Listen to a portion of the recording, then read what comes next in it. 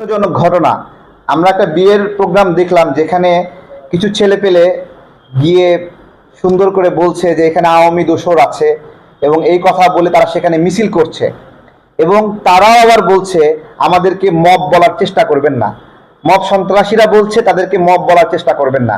পরবর্তীতে দেখা গেল যে তাদের যে গুরু সে সমঝোতা করছে যে কত কোটি টাকা লাগবে এই বিয়ের অনুষ্ঠানটা সঠিকভাবে করতে। এখন এই মব সন্ত্রাসী বৈষম্য বিরোধী কেউ যদি বিয়ের অনুষ্ঠান করতে চায় ওদেরকে কি খাজনা দিয়ে বিয়ের আয়োজন করতে হবে? এটাই আমাদের জিজ্ঞাসা, যে বৈষম্য বিরোধীরা খাজনা চায় কিনা কেউ যদি বিয়ের অনুষ্ঠান করতে চায়। চট্টগ্রাম বিশ্ববিদ্যালয়ে ছাত্ররা না মব সন্ত্রাসের একটা অংশ, তারা বলছে ভিসিকে তারাই বসাইছে। তো কিছু মব সন্ত্রাস যদি ভিসিকে বসায় বা এই ধরনের অধ্যত্বপূর্ণ কথাবার্তা বলে, এটা শিক্ষা প্রতিষ্ঠানের জন্য একটা লজ্জাকর অবস্থা।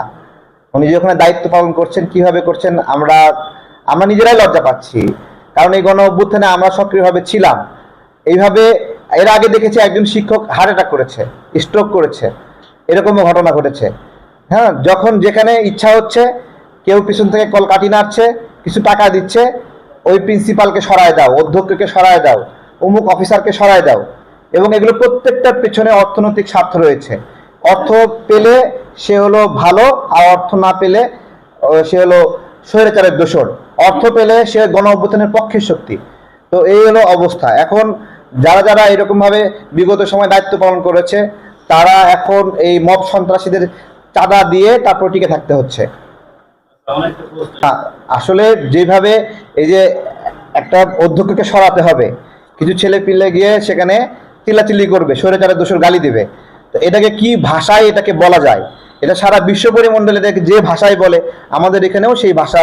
এইভাবে তো মব সৃষ্টি করে অধ্যক্ষকে সরাতে হবে, প্রিন্সিপালকে সরাতে হবে, এত ম্যাসিভলি কোথাও হয়নি। সচিবালয় কেন্দ্রিক বদলি বাণিজ্য, নিয়োগ বাণিজ্য এত ভয়ঙ্কর লেভেলে আগে কখনো হয়নি। তো যেহেতু আগে হয়নি, এই ঘটনাটা নতুন, তাই আমরা ওইভাবে আগে ফেস করিনি। এটা তো যারা মব করছে তাদের সৃষ্টি করা একটা ঘটনা। হ্যাঁ, আমরা মুখ দিয়ে বলছি, এই বলাটা তো ক্রাইম না।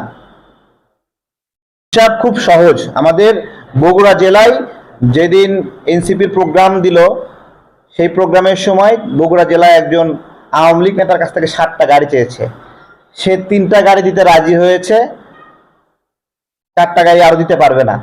এরপরে তাকে আওয়ামী লীগের দোসর, সন্ত্রাসী, গণ অভ্যুত্থানে হত্যা চেষ্টাকারী এসব বলে মামলা দিয়ে তাকে জেলে ঢুকায় দেওয়া হয়েছে।